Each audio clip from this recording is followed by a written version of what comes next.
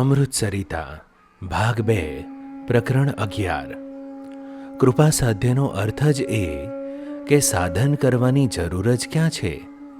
બરાબર છે, સાધન ક્યાં કરવાના, પણ એવો વિશ્વાસ આવવો જોઈએ ને.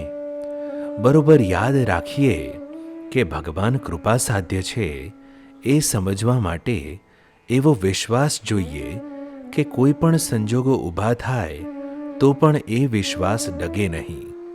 જો એ ડગે અને સંજોગ પ્રમાણે જો સંકલ્પ થઈ જાય કે આમ કેમ, તો એનો અર્થ એ શંકા થઈ, ક્વેશ્ચન પૂછ્યો કે ભગવાને આમ કેમ કર્યું.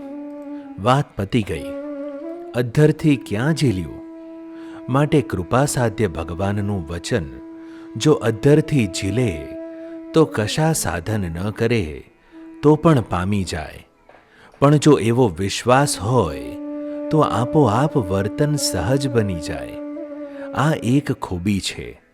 એટલું નક્કી સમજવું કે સાર્ધ શતાબ્દી મહોત્સવ વખતે છેલ્લા જન્મના આશીર્વાદ રૂપે મહારાજના મુક્તો બોલ્યા એ કંઈ બધાઈને રાજી કરવા સારું નથી બોલ્યા, બધાઈને બળ મળે એટલે નથી બોલ્યા. સાર્ધ શતાબ્દી મહોત્સવ વખતે સર્વોપરી સ્વામિનારાયણ ભગવાને અને બાપાશ્રીએ આશીર્વાદ આપ્યા કે જાઓ, તમારો છેલ્લો જન્મ. તો એમાં સત્સંગી ન હોય એવાય હતા, તો એનો પણ છેલ્લો જન્મ થઈ જાય.